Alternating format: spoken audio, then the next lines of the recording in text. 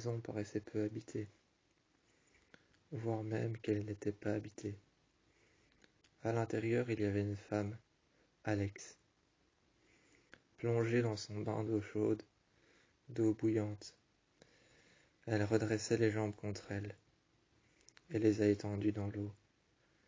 Ses jambes, ses cuisses et ses mollets, ainsi que ses pieds, que la plante de ses pieds, était couverte de savon et de mousse. Elle était allongée dans son bain d'eau bouillante, et elle ne regardait pas dehors. Pourtant la fenêtre était ouverte, mais elle ne regardait pas dehors. Elle regardait ses pieds croisés et ses jambes croisées. Fixement, elle regardait le mur. À sa gauche, son bras était étendu sur le bord de la baignoire. À sa droite, la fenêtre était grande ouverte vers l'intérieur. Dehors, il n'y avait qu'un arbre, un grand arbre. Dehors, il n'y avait qu'un grand arbre. Elle ne regardait pas à sa droite. Elle a regardé fixement à sa gauche, après avoir regardé ses pieds, les avoir re-regardés. Après avoir fixé ses pieds pendant de longues heures, avoir fixé ses jambes couvertes de mousse, dans son bain brûlant et bouillant, elle y est restée là. Nue, elle est sortie de son bain. Elle a mis un essuie. Elle a mis un essuie autour de sa taille, un deuxième sur ses cheveux. Elle s'est peignée et brossée en se fixant dans le miroir. En se regardant dans le miroir, elle s'est peignée et brossée les cheveux. Ses cheveux étaient blonds, blonds très clairs. Un blond normal, mais un blond très clair. Elle se peignait et se brossait les cheveux. Un coup de peigne avec la main droite, un coup de brosse avec la main gauche. Ensuite, elles déposèrent aux deux endroits. Elles déposèrent ensuite le peigne, et elles déposèrent ensuite la brosse, aux deux mêmes endroits, et à deux endroits distincts par la suite. Par la suite, à deux endroits distincts, sur le rebord de la fenêtre, elles déposèrent le peigne noir. Il y avait deux roses qui avaient été croisées l'une contre l'autre. C'étaient deux roses noires qui avaient été ouvertes, qui avaient fleuri. Elles étaient là quand elles n'étaient encore que des bourgeons. Elles étaient là, croisées par la tige, deux roses noires. Elles avaient été posées quand elles n'étaient encore que de minuscules bourgeons, des bourgeons noirs. Les roses avaient donc maintenant fleuri.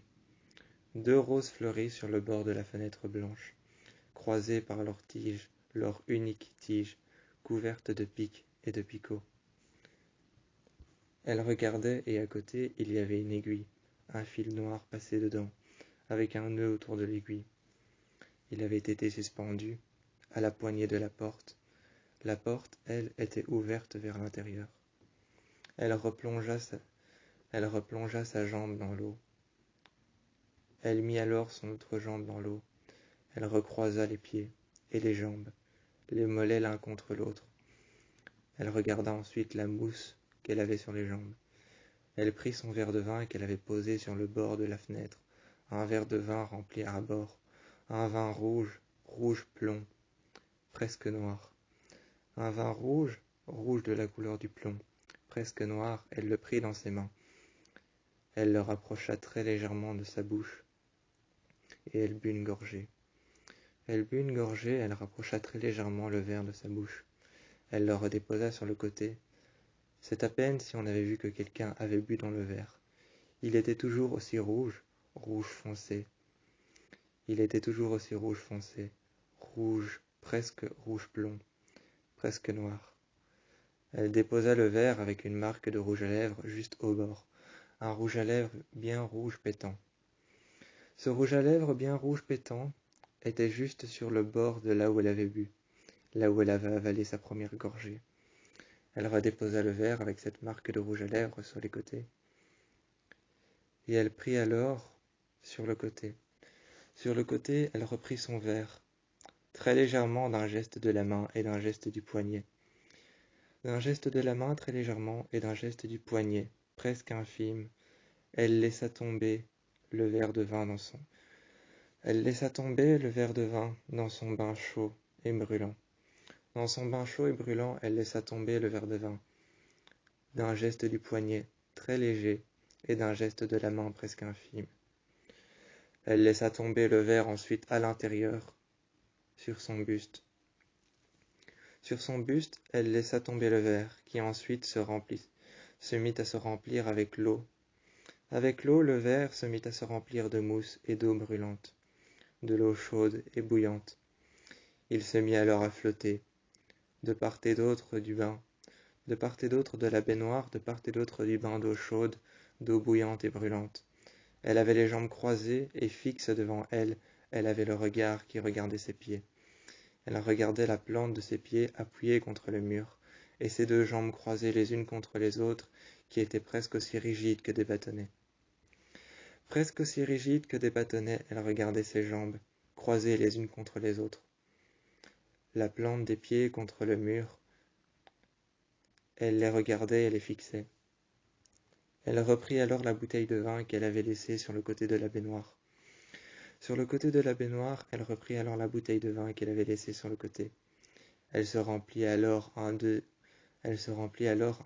verre, mais cette fois-ci un demi-verre de vin. Elle mit un essuie autour d'elle, passa son soutien-gorge à sa poitrine, elle le tourna, et fixa alors très légèrement avec le clip son soutien-gorge derrière elle. Elle mit ensuite une culotte noire, après avoir mis un soutien-gorge noir. Elle se regarda une dernière fois dans le miroir, serra les lèvres après avoir mis du rouge à lèvres. Elle referma son rouge à lèvres, remit encore une couche de rouge à lèvres sur la lèvre inférieure et supérieure. Elle ferma les lèvres et se regarda une dernière fois. Passant son doigt sur les traits de son visage avec son index, elle ouvrit la porte et le jeune homme allongé dans le lit était déjà en train de dormir. Un homme de 30 ans était déjà en train de dormir dans le lit. Il avait plus ou moins 31 ans, 32 ans, peut-être 34. Peut-être 34 ou alors peut-être 33, 31 ou peut-être 32 ans. Certes, c'était un homme de la trentaine. Elle s'est assise à côté de lui et a légèrement bougé ses épaules. Elle a légèrement bougé ses épaules avec sa main qui était déjà couverte de vernis noir. Elle avait mis un t-shirt collant V noir, d'où on pouvait apercevoir très légèrement les bords de son soutien-gorge. Elle avait mis sa poitrine en valeur. Avec un t-shirt collant V, plongeant, noir. Elle avait mis un jeans noir, s'était mis sur le côté, des talons aiguilles et le bord de ses chaussures à talons aiguilles, des chaussures montantes. Elle en avait passé alors l'entièreté de ses chaussures à talons aiguilles montantes noires. Ses chaussures noires à talons aiguilles, elle en avait passé l'entièreté des chaussures avec du bandage. Du bandage qu'on peut mettre autour d'un bras, qu'on peut passer autour d'un poignet et autour de la main. Ce bandage-là, elle avait passé l'entièreté des chaussures à talons aiguilles noirs. Elle en avait passé l'entièreté sur le bord de ses tibias, sur le bord de ses poignets. Sur le bord de ses poignets, elle avait passé le reste du bandage, sur son tibia et sur sa jambe, jusqu'en haut de son tibia, presque jusqu'à l'articulation. Elle avait passé les bandages, pour ne plus qu'on voie le dessus de ses chaussures à talons aiguilles.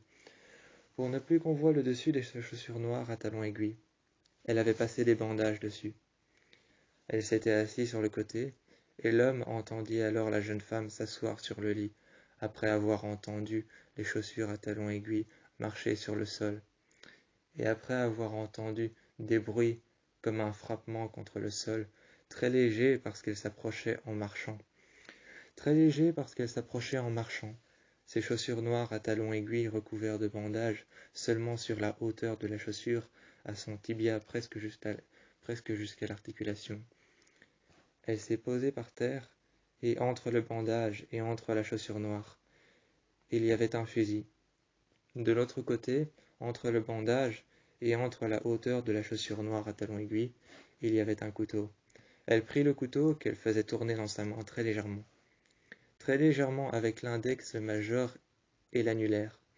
Avec l'index, le majeur et l'annulaire, elle faisait tourner très légèrement le couteau, qu'elle rattrapait toujours avec ses 5 doigts. Elle attendait là, et l'homme s'est tourné très légèrement. Il n'était pas encore réveillé, et regardait la jeune fille Alex. Il regardait la jeune fille Alex qui, elle, regardait l'homme dormir qui n'était pas encore complètement réveillé. Alex faisait tournoyer dans sa main avec son index, son majeur et son annulaire en main. Elle faisait tourner ce couteau. Elle s'est couchée alors très légèrement à côté de lui. À côté de lui, très légèrement, elle s'est couchée en regardant la fenêtre blanche, qui était légèrement ouverte dans la chambre. La fenêtre blanche qui était légèrement ouverte dans la chambre, elle l'a regardée attentivement et s'est couchée. L'homme l'a vue en position de la cuillère. L'homme l'a vue en position de la cuillère. Il se mit alors tout contre la jeune femme, Alex. Alex était une jeune femme de 29 ans. L'homme de 32 ans se mit alors contre Alex, en position de la cuillère, tout contre lui dans le même sens que Alex. Il la retourna par l'épaule. Alex se retourna d'un regard noir vers lui et pointa alors un fusil entre ses deux pectoraux. Alex s'était retourné vers l'homme, pointant un fusil chargé contre ses deux pectoraux. Il regardait le fusil chargé et commença à s'affoler dans toute la chambre. Il se releva et Alex lui dit alors de se recoucher sur le lit. Il se recoucha sur le lit et Alex garda le même fusil au même endroit. Une fois levé, l'homme était en train de s'affoler, de la supplier de ne pas faire ça. Elle gardait le fusil appuyé et le canon du fusil appuyé entre ses deux pectoraux. Elle la regardait et le fusillait d'un regard noir. L'homme regardait le canon du fusil. Elle le regardait d'un regard noir, un regard pertinent et persistant. L'homme s'était alors remis sur le lit, couché sur le flanc gauche. Alex garda son fusil et le canon de son fusil contre lui, entre ses deux pectoraux. Elle lui posa une seule question et une unique question. « Est-ce que tu m'aimes » L'homme eut le malheur de répondre non. De l'extérieur de la maison, par toutes les fenêtres ouvertes, on put voir l'explosion du canon du fusil, qui venait de tirer une balle. De l'extérieur, dans la rue, en même temps qu'une voiture fit crier son alarme, et se mit alors à bouger. Il y avait beaucoup de vent à l'extérieur et beaucoup de pluie. Il y avait beaucoup de pluie à l'extérieur, et en même temps qu'une voiture fit crier son alarme, en même temps qu'elle fut bousculée par le vent et qu'elle fut mouillée par la pluie, elle tira avec le fusil. Elle déclencha et appuyait sur la détente, elle déclencha un coup de feu. Alex se releva et regarda l'homme se vider de son sang par ses pectoraux. Elle releva le fusil et elle avait appuyé sur la détente. L'homme eut le malheur de répondre non. Elle laissa tomber son corps sur le côté et laissa se vider de son sang. Elle le laissa se vider de son sang et laissa tomber le corps sur le côté qu'elles poussèrent dans les draps blancs qui étaient déjà imbibés de sang depuis longtemps. Les draps blancs étaient déjà imbibés de sang depuis longtemps. Il s'était vidé sur le côté et avait posé son bras droit et son bras gauche l'un sur l'autre. En prière sur le côté, il était en train de se vider de son sang. Les bras en prière, le bras droit sur le sol et le bras gauche au-dessus de son bras droit. Les bras en prière, ils se vidèrent de son sang. Elle le tirait par les pieds jusqu'à la cave et l'avait posé sur un matelas usé depuis longtemps. Là, elle s'était réinstallée dans son fauteuil, avait repris la bouteille de vin qu'il y avait Elle avait repris la bouteille de vin rouge qu'il y avait dans la baignoire. Elle l'a repris dans le salon et l'essuyait avec un essuie. Elle essuyait la bouteille de vin rouge qu'il y avait au bord de la baignoire, et le bain qui traînait dans l'eau. Elle le reprit et l'essuya à son évier avec de l'eau propre. Elle le reprit après l'avoir essuyé, tout comme la bouteille, se servit un verre de vin, et avec ses chaussures à talons aiguilles noirs, son jeans noir et son t-shirt plongeant noir, elle s'est assise devant sa télé qui était en train d'être éteinte. Sa télé qui était en train d'être éteinte, devant laquelle elle ne voyait que des parasites. Elle ne voyait que des parasites sur la télé, et elle a finalement éteint la télé avec la télécommande qu'elle a posée à côté de son verre de vin. Là, elle a regardé le mort qu'il y avait dans sa maison. Elle a regardé en dessous de son plancher. Avec une visseuse, elle avait fait un trou dans le plancher. Elle y avait passé une petite trappe, pas plus grande que la taille de son œil, pour pouvoir apercevoir le corps. Elles passèrent son œil de temps en temps pour pouvoir apercevoir le corps qui était sur le matelas usé depuis longtemps à la cave. Elle avait ouvert la petite trappe, avait posé la bouteille de vin rouge presque en couleur du plomb et presque de la couleur d'un vin rouge très foncé. Son vin était rempli presque à moitié dans le verre. Elle avait rempli son verre presque à moitié. La bouteille de vin était à côté de la petite trappe, tout comme le verre qu'elle reprit comme un verre de cognac avec son index et son majeur. Avec son index et son majeur, par le pied du verre, elle reprit son verre comme un verre de cognac. Elle but dedans très légèrement, et elle reposa une nouvelle fois le verre de vin, à côté de la trappe ouverte, avec une marque de rouge à lèvres. Elle le regardait, et il hurlait. Il était en train de se vider de son sang, il avait peut-être mal, mais ce n'était pas les questions qu'elle se demandait. Elle regardait les parasites sur la télé, puis éteigna la télé. Elle ne se demandait même pas si l'homme avait mal, se vidant de son sang par l'épaule et par le milieu de ses pectoraux. Elle ne se demandait même pas s'il avait mal, et elle le regardait par la petite trappe du sol de son salon. Elle avait éteint la télé, croisé les jambes, et cette fois-ci, elle s'avançait vers ses chaussures à talons aiguilles. Les jambes croisées, elle retira les bandages, prit le couteau qu'elle déposèrent ensuite sur la table, et prit le fusil qu'elle déchargèrent, posa les munitions à côté, et posa le couteau et le fusil devant elle. Elles posèrent le couteau et le fusil devant elle, déchargea les munitions et le chargeur. Après avoir enlevé le chargeur et les munitions, elle avait posé le fusil devant elle, ainsi que le couteau. Le couteau était dans la trajectoire de la fenêtre. L'arme à feu était dans la trajectoire de la porte. Les munitions étaient juste au milieu, à côté de la bouteille de vin, et à côté du verre de vin avec la trace de rouge à lèvres. Elle avait croisé les jambes, et elle était en train de fixer le mur noir qu'il y avait devant elle. L'écran plat sur lequel il y avait les parasites, l'écran plat qu'elle avait éteint, elle le fixait depuis longtemps et ne regardait que son propre reflet. Dans l'écran de la télé, elle ne regardait que son propre reflet. Elle n'avait même pas daigné tourner la tête vers la fenêtre. Les volets étaient fermés, les rideaux noirs étaient fermés à l'intérieur, les rideaux blancs aussi. Elle n'avait même pas daigné tourner la tête vers les rideaux. Les rideaux blancs étaient fermés et les rideaux noirs étaient lissés jusque par terre et la couture n'atteignait même pas le sol. Elle regardait son reflet dans la télé éteinte et là, elle n'avait même pas daigné tourner la tête avec une arme à feu tournée vers la porte d'entrée et une arme blanche, un couteau, tourné vers la fenêtre. Elle reprit son verre avec la marque de rouge à lèvres et le remplit très légèrement. Elle but une gorgée à peine et le reposa à côté de la trappe. Pour Alex, ce matin-là, rien de plus simple. Elle s'était habillée avec des chaussures blanches telles que des Jordan, des Nike Air, des chaussures blanches montantes. Elle s'était habillée avec ça. Ensuite, un jeans simple, bleu marine. Un jeans bleu marine, des Nike Air blanches montantes avec un scratch par-dessus les lacets. Elle avait mis une casquette noire, entièrement noire. Et il n'y avait pas de marque, pas de logo, pas de slogan. Pas de slogan, pas de logo, pas de marque, juste une casquette noire. Elle avait laissé tomber ses cheveux derrière elle, sur ses épaules, des cheveux qu'elle avait teints en noir, noir très foncé. Elle regardait dehors, et rien de plus simple, comme elle l'était habillée tous les jours. Elle s'était habillée en civil, des Nike Air blanches, un jeans bleu marine, et un t-shirt collanvé plongeant blanc. Elle tenait en main une Rolex en or. Elle tenait en main une Rolex en or, avec l'intérieur en noir, les chiffres écrits en romain. Et elle regardait l'heure.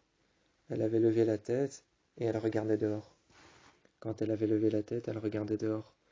L'une des horloges qu'elle avait chez elle, l'une des pendules qu'il y avait derrière elle, n'était pas à l'heure fixe. La pendule qu'elle avait derrière elle n'était pas à l'heure fixe. L'horloge qu'elle avait devant elle, à côté d'elle sur le côté, était à 1 heure en arrière. Elle était à 1 heure en arrière. L'horloge qu'elle avait sur le côté, à côté d'elle, à côté de la fenêtre par là où elle regardait. Nerveusement, en regardant par la fenêtre, elle se mordait la lèvre inférieure et chipotait nerveusement avec ses doigts. Elle chipotait nerveusement avec ses doigts et se mordait la lèvre inférieure. Avec sa casquette, elle avait tendance avec sa main droite d'arrêter de chipoter avec ses doigts et de jouer avec le paravent. Elle prenait le paravent et elle passait son ongle tout le long du paravent de la casquette comme si elle faisait ses ongles sur une lime à ongles. Comme si elle faisait ses ongles sur une lime à ongles, elle était en train de passer ses ongles sur le paravent de la casquette. C'était une casquette noire et on pouvait voir qu'elle l'avait fait plusieurs fois, car le devant de la casquette était abîmé. Elle regardait dehors avec un regard persistant. Elle regardait dehors avec ce regard persistant, ce regard noir. Un rideau blanc lui cachait la moitié du visage. Elle était à l'intérieur et la fenêtre était un cran ouvert. La fenêtre était un cran ouvert et elle regardait à l'intérieur et à l'extérieur. De temps en temps, elle avait tendance à se retourner, mais ce n'était que très peu courant. Mais elle avait tendance à se retourner, comme si quelqu'un était rentré chez elle. Mais elle regardait la plupart du temps à l'extérieur.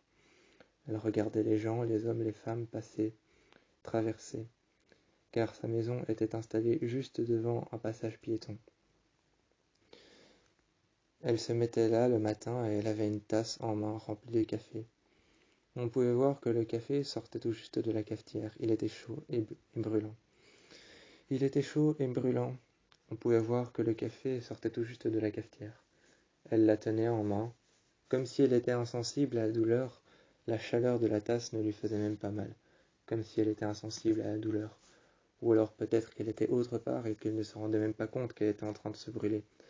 Elle était peut-être autre part et elle pensait peut-être à autre chose, elle ne se rendait pas compte qu'elle était en train de se brûler, et elle regardait tout simplement les personnes à l'extérieur traverser au feu vert, ou parfois des personnes inconscientes qui traversaient au feu rouge, et certaines personnes qui traversaient au feu vert, d'autres qui s'arrêtaient et qui attendaient le prochain, des taxis prendre des personnes en stop, et elle regardait au-dessus d'elle les maisons qui étaient les plus grandes, et elle regardait au-dessus d'elle les buildings qui grimpaient jusqu'au ciel. Elle regardait les fenêtres les plus hautes, qui, à la fin, arrivaient à devenir noires et non plus bleu marine. Non plus bleu marine très foncé, non plus bleu nuit, les fenêtres tout en haut des buildings qui grimpèrent au ciel devenaient noires. Elle regardait les buildings avec leurs fenêtres noires qui étaient pratiquement en train de toucher le ciel. Grimpant dans le ciel, il y avait toujours un nuage à une certaine hauteur qui cachait les fenêtres. Et là, elle voyait que les fenêtres étaient transparentes, translucides, qu'on pouvait voir les bureaux qu'il y avait derrière, juste en face de là où elle regardait. Un étage plus haut, les fenêtres étaient un peu plus foncées. Un étage encore plus haut, les fenêtres étaient beaucoup plus foncées, bleu marine ou alors bleu nuit. L'étage encore plus haut, les fenêtres étaient noires, comme si elle n'arrivait même pas à voir ce qu'il y avait à l'intérieur, comme si les fenêtres paraissaient teintées. Ensuite, elle réabaissait le regard vers le passage piéton, et elle regardait les hommes et les femmes assis sur les bancs ou assis sur les bancs. Elle regardait ces femmes assises ou assis sur les bancs, avec un homme ou avec une femme, et elle les regardait traverser, ou alors rester à côté du passage pour piétons. Certains traversaient au vert, certains ne traversaient qu'au rouge, et d'autres passaient les passages piétons sans même prêter attention au feu rouge ou au feu vert. Les voitures traversaient, et de temps en temps, elle restait fixe là et regardait. On se demandait pourquoi elle ne réagissait à rien, pourquoi elle était là. Certaines personnes regardaient parfois dans son sens, certaines personnes regardaient à sa fenêtre. Très mauvaise idée de la part des gens qui regardaient à sa fenêtre. Un jour, un enfant a regardé Alex à la fenêtre. Un enfant s'est arrêté, un jeune enfant avec des cheveux noirs comme elle. Comme elle, ce jeune enfant avec des cheveux noirs s'est arrêté et à la fenêtre, il a demandé à sa mère « Qui est-ce que c'est cette femme ?» Elle n'a pas répondu et sa mère a tout simplement dit « Continue son chemin ». La mère a tout simplement dit en continuant son chemin et en prenant son fils très fortement par le bras. Très fortement en prenant son fils par le bras, son fils qui était attiré par cette femme qui regardait par la fenêtre, par Alex. Il prit alors le chemin de sa mère qui l'avait pris par le bras. Et il continuait en dirigeant son regard vers Alex. Il continuait à marcher vers l'arrière, sa mère qui le prenait par le bras. Et lui dirigeait son regard vers Alex. Je ne sais pas ce qui l'attirait chez elle, mais il regardait Alex. Il était parti et faisait un geste de la main. Alex a juste fermé les rideaux. Le jeune enfant a eu un regard triste pendant un instant. Pendant un instant, le jeune enfant a eu un regard triste. Alex a fermé ses rideaux et la jeune mère s'est accroupie, les jambes fléchies sur le rebord de la route. Sur le rebord de la route, les jambes fléchies et accroupie par terre, les genoux à terre, elle a regardé son enfant. Tous les gens qu'il y avait dans la rue la regardaient elle. Elle regardait son enfant et a brossé ses cheveux très légèrement avec le bord de ses doigts. Avec le bord de ses doigts, avec le bord de sa main, elle lui a brossé les cheveux très légèrement, lui a remis les cheveux en place. Et une fois qu'elle avait passé sa main dans ses cheveux noirs, elle a dit à son enfant, « Ne t'arrête jamais devant une fenêtre où tu vois une personne qui regarde à l'extérieur. » Le jeune enfant a continué son chemin, mais tenu par sa mère par le bras et par l'épaule, il continuait à se retourner et à regarder Alex. Alex se demandait pourquoi cet enfant était tellement attaché à la regarder.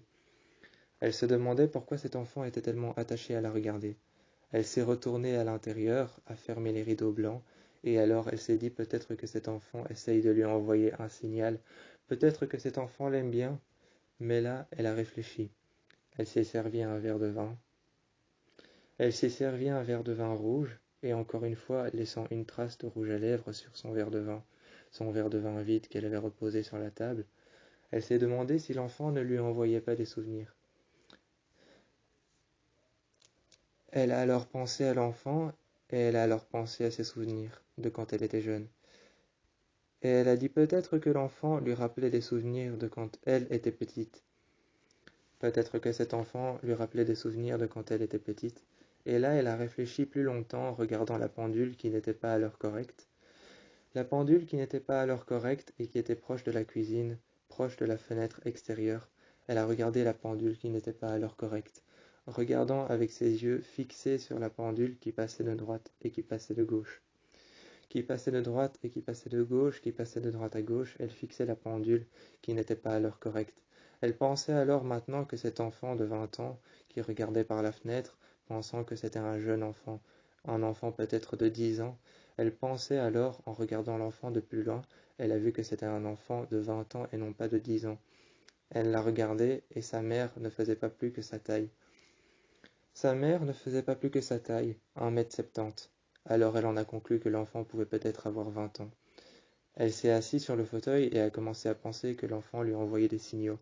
Elle a commencé à penser que cet enfant lui envoyait des signaux comme quoi il aimait bien Alex. Alex a pris un carnet. Alex a pris son carnet, un carnet noir dans lequel elle a commencé à écrire clin d'œil, signe du regard, affection à la fenêtre pour une femme qui se trouve à l'intérieur. Elle a écrit plein de théories, plein d'hypothèses qu'elle pouvait mettre en place. Plein de théories et plein d'hypothèses qu'elle pouvait mettre en place. Affection d'un clin d'œil, affection à la fenêtre qui se trouve à l'intérieur, affection de la personne qui se trouve à l'intérieur de son salon et qui regarde à l'extérieur, clin d'œil, sourire sur le coin des lèvres. Elle a inscrit pendant 1 heure plein de choses comme ça. Sourire sur le coin des lèvres, se mordiller la lèvre inférieure, faire un clin d'œil, regarder la personne à l'intérieur de chez elle, s'accrocher à cette personne et regarder à la même fenêtre, ne rien dire pendant un instant, pensant qu'il voulait justement lui dire quelque chose mais qu'il avait peur de sa réaction. Elle a commencé à mettre en place plein d'hypothèses, comme quoi l'homme était attiré par Alex. À ce moment-là, elle s'était accrochée à lui comme une sangsue. À ce moment-là, elle s'était accrochée à lui comme une sangsue, et elle ne voulait plus que le retrouver. Le lendemain, elle était partie dans la rue, et elle ne cherchait plus qu'un homme avec les cheveux noirs, de 1,70 m dans la rue. Elle demandait alors à plusieurs personnes si elle n'avait pas vu un homme d'1,75 m, d'1,70 m ou peut-être 1,79 m, avec des cheveux noirs, avec des cheveux en brosse noire, avec des yeux bleus. Un homme avec des yeux bleus, avec des cheveux en brosse, rasés sur les côtés, les cheveux noirs, 1,75 m ou 79. Elle demandait à tout le monde sur son passage s'il n'avait pas vu une personne comme ça, avec un jeans très clair et un t-shirt noir, avec un café à la main qui venait de Starbucks. Avec un café à la main qui venait de Starbucks, un jeans très clair, une ceinture noire, une ceinture noire et un jeans noir, ainsi qu'un t-shirt très clair. Ainsi qu'un t-shirt très clair ou peut-être un jeans noir ou un jeans très clair. Elle était désorientée et demandait à tout le monde. Un homme de 1,75 m. Elle avait 2 versions différentes. Un homme de 1,75 m, jeans noir et t-shirt très clair, avec un café de chez Starbucks. Un homme de 1,70 m avec un jeans clair et un t-shirt très noir, avec un café de chez Starbucks. 2 versions différentes et elle était perturbée et désorientée. Dans la rue, elle demandait à tout le monde ces 2 versions différentes. Mais notamment celle qu'elle demandait le plus, c'était un jeans très clair, une ceinture noire et un t-shirt brun très foncé, presque noir, les cheveux noirs et brossés vers l'arrière, avec les cheveux rasés sur les côtés, brossés vers l'arrière et les cheveux noirs. Elle demandait à tout le monde cette description. De plus en plus, les gens la regardaient comme quelqu'un qui était accroché comme une sangsue à cette personne. Et elle continuait son chemin demandant un homme avec des cheveux noirs, des yeux bleus un peu foncés, et un jeans très clair avec un café de chez Starbucks, une ceinture noire ou alors peut-être bleu marine très foncé. Elle regardait tout le monde et demandait une ceinture noire, peut-être bleu marine, ou alors une ceinture peut-être brun très très foncé. Tout le monde la regardait comme quelqu'un qui recherchait peut-être une personne, un amant qui avait été perdu. Ce n'était pas du tout ça, elle recherchait simplement une personne qui n'avait rien à voir avec elle. Elle recherchait une personne innocente, un enfant de 20 ans, et elle demandait à tout le monde, un homme habillé en blanc, avec un jeans très clair, une ceinture marron foncé, peut-être brun très foncé, et un café de chez Starbucks. Une femme la regardait et a alors pointé du doigt un immeuble. L'immeuble avait une porte ouverte à tout le monde. L'immeuble avait une porte ouverte à tout le monde. Elle restait ouverte comme celle d'une église. La femme a pointé du doigt l'immeuble en question. Et en pointant du doigt l'immeuble en question, elle a dit « Je pense que votre homme, avec les cheveux noirs, le jeans très clair, est parti à l'intérieur de cette tour. La porte est ouverte à tout le monde, vous pouvez rentrer et sortir facilement. » Elle l'a remercié, lui a serré la main, et a pris ça comme un geste de gentillesse, et peut-être comme un geste affectif. Elle a alors noté l'affection que cette femme avait pour elle, dans son carnet noir qu'elle avait mis à l'arrière de sa poche. À l'arrière de sa poche et à l'arrière de sa ceinture, entre sa ceinture et son jeans, elle avait un fusil chargé. Dans sa poche, elle avait le chargeur et des munitions, notamment une boîte de munitions. Elle avait une boîte de munitions dans sa poche et le fusil qui avait été mis entre sa ceinture et son jeans. Sa ceinture avait été assez serrée et son t-shirt avait été mis par-dessus. Assez serré pour que le fusil soit retenu par la ceinture et le jeans et pour que les mouvements de ses jambes ne fassent rien tomber.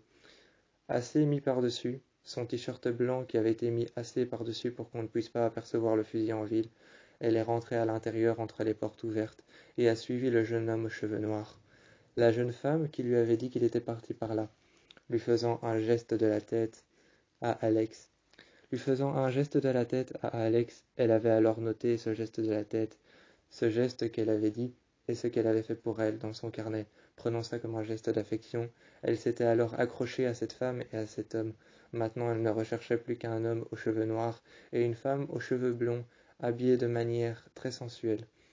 Elle recherchait une femme habillée de manière très sensuelle, car quand elle est sortie seule et qu'elle n'avait pas vu l'homme avec les cheveux noirs et le jeans très clair, elle cherchait une femme maintenant avec des cheveux blonds, habillée de manière sexy et peut-être un peu sensuelle. Elle cherchait maintenant cette femme et elle recherchait aussi cet homme. Elle avait noté tous les gestes qui pouvaient paraître être pour elle quelque chose d'affectif. Elle avait fermé son carnet, était rentrée chez elle, déçue, peut-être un peu énervée. Elle regardait son fusil au point de vouloir se tirer une balle dans la tête, et elle regardait son couteau au point de vouloir se mettre le couteau dans la main. Au point de vouloir se mettre le couteau dans la main, au point de vouloir trancher la chair et de se lacérer les veines. Elle regardait le couteau, mais hésitait à le prendre. Elle l'avait déposé un peu plus loin et avait reculé l'arme du côté de la porte et du côté de la fenêtre. Elle avait reculé du côté de la porte et du côté de la fenêtre. Elle avait reculé l'arme et elle avait reculé le couteau du côté de la fenêtre et l'arme du côté de la porte. Elle hésitait à prendre l'arme ou alors le couteau. Elle était énervée ce soir-là et elle ne fixait que la pendule qui tombait de droite à gauche et de gauche à droite. Et elle ne fixait que sa montre regardant les heures passées. Le lendemain, Alex était dans sa cave. Elle regardait le mur contre lequel elle avait déjà fixé les barreaux. Elle regardait le mur contre lequel elle avait déjà fixé les barreaux. Elle avait ramené en bas après avoir monté l'escalier. Après avoir pris l'escalier, posé sa main sur la rampe et s'être tournée une dernière fois pour regarder les barreaux qu'elle avait fixés. Elle s'est tournée une dernière fois et elle les a regardés. Il y en avait 2 de chaque côté. à gauche et à droite. Elle a posé un pied par terre, s'est retournée et les a regardés. Quand elle a pris les escaliers, elle a posé la paume de sa main sur la rampe. Là, elle est partie. Elle est partie, la tête tournée sur le côté, sans même regarder devant elle. Sans même regarder devant elle, elle est partie la tête sur le côté, et elle regardait toujours les barreaux. Une dernière fois, elle s'est mise par terre, sur le ventre, et elle a regardé en dessous, dans la cave. Elle voyait toujours les barreaux de la cage qu'elle était en train de construire, et elle a fermé. Elle a fermé la porte de la cave en bas. Il y avait toujours cette petite lueur blanche à l'extérieur. À l'extérieur, il y avait cette petite lueur blanche, car il y avait une petite fenêtre carrée à la cave. Donc on pouvait y apercevoir qu'il y avait un objet métallique. Comme on pouvait y apercevoir qu'il y avait un objet métallique, cette petite fenêtre, elle est sortie un jour avec un marteau et des clous, avec des vis et une visseuse. Elle a mis une planche contre le mur. Elle a vissé des deux côtés, au-dessus et en dessous. Elle a mis un clou qu'elle a mis au milieu, entre les barreaux. Contre le mur, au-dessus, au milieu, elle a mis un clou. Elle a frappé avec le marteau qu'elle avait mis entre sa ceinture et son jean. Entre sa ceinture et son jeans, elle avait mis un marteau. Elle avait une boîte de clous avec elle, une petite boîte en bois, qui au départ était une boîte qui appartenait à son père, qui servait pour mettre ses cigarettes. C'était une petite boîte en bois qui au départ servait à mettre des cigarettes que son père roulait quand elle était jeune. Il roulait des cigarettes lui-même, mettait le tabac à l'intérieur, et ensuite, lorsqu'il en avait fait plusieurs, peut-être une centaine, ou peut-être une petite centaine, ou peut-être une petite dizaine, il les mettait dans cette boîte. Et chaque jour, il en prenait une. Quand son père est mort, elle a repris cette boîte. Elle y a mis des vis, des clous, des écrous, et plein d'autres choses comme ça. Plein d'autres choses comme des écrous, des vis et des clous. Elle a repris cette boîte et elle est allée dehors. Elle a mis une planche qu'elle a tenue avec sa main droite, une vis qu'elle a vissée avec la visseuse, et ensuite une deuxième planche de l'autre côté, la visseuse en main, le clou contre la planche. Elle est rentrée chez elle après avoir mis 3 planches au-dessus de cette petite fenêtre carrée. Après avoir mis 3 planches au-dessus de cette petite fenêtre carrée, elle est rentrée chez elle avec son verre à vin vide. Elle l'a posé sur la table et elle a commencé à regarder chaque mouvement que les personnes qu'elle a croisées au départ auraient pu lui faire, qui pourraient être des signes du fait que quelqu'un a de l'affection pour elle. Du fait que quelqu'un a de l'affection pour elle, elle regardait. Un clin d'œil, un merci, un remerciement, pointer du doigt d'un endroit. Pointer du doigt un endroit dans lequel elle devait se rendre, un clin d'œil, un merci, un remerciement, ou alors encore dire qu'on a vu une personne, ou alors encore se bouger dans la foule lorsqu'on ne la voit plus et essayer de l'apercevoir. Elle regardait tout ça et elle les mettait tous en groupe. Les remerciements allaient avec les merci qu'elle avait entendus à propos des personnes. Se bouger dans la rue pour pouvoir apercevoir sa silhouette. Se bouger dans la rue pour pouvoir apercevoir sa silhouette parce qu'il y a trop de monde devant soi. Elle prenait ça comme peut-être pointer du doigt un endroit dans lequel elle doit se rendre. Une indication. Elle prenait ça comme une indication, un endroit dans lequel elle doit se rendre. Elle a mis tout ça ensemble et a nommé le nom des deux personnes. Elle a écrit le nom de la personne, le jeune garçon avec les cheveux noirs, et le nom de la personne, la jeune femme avec les cheveux blonds. En dessous, pour la jeune femme, elle y a mis se mettre dans la foule et commencer à la suivre. Elle a écrit sur son carnet, en dessous du nom de la jeune femme, se mettre dans la foule et la suivre, comme étant quelque chose, peut-être un signe, ou peut-être quelque chose, une preuve d'amour. En dessous, Elle a mis alors se pencher sur le côté parce qu'il y a trop de monde devant soi, en dessous du nom de la jeune femme, qui pouvait être encore une fois une preuve d'amour, une preuve du fait que cette femme a des sentiments pour elle. Pour le jeune garçon, ça a été juste un geste de la tête, ça a été un geste de la main, un geste de la tête, un clin d'œil, et peut-être aussi se bouger très légèrement dans la foule, pour pouvoir l'apercevoir de loin. Elle avait aussi aperçu que le jeune garçon avait attendu. Elle avait aussi aperçu que le jeune garçon avait attendu, sur un banc, et l'avait regardé sortir de chez elle. Elle apercevait ça comme peut-être attendre qu'elle vienne s'asseoir à côté de lui. Donc elle a écrit ça en dessous de son nom. Lorsqu'elle est sortie le lendemain, elle a essayé de les trouver, de les chercher. Le jeune garçon n'avait pas plus qu'une vingtaine d'années, alors elle est partie au stand de foot. Elle est partie au stade de foot pour pouvoir le trouver, mais elle n'a pas trouvé le jeune garçon. Trouvant ainsi d'autres jeunes garçons, 2 jeunes garçons aux cheveux bruns foncés, mais pas noirs comme lui. Elle leur a posé la question et a demandé « Est-ce que vous avez vu un garçon d'1,75 m avec des cheveux noirs ?» Les 2 enfants ont répondu « Non ». Malheureusement pour eux, les 2 enfants, ayant répondu non, se sont retrouvés accroupis, les genoux par terre, les deux mains contre le banc. Alex avait mis leurs mains, le dos de leurs mains contre le banc, le dos de leurs 2 mains jointes contre le banc. Elle y avait placé un poignard dans la paume de la main.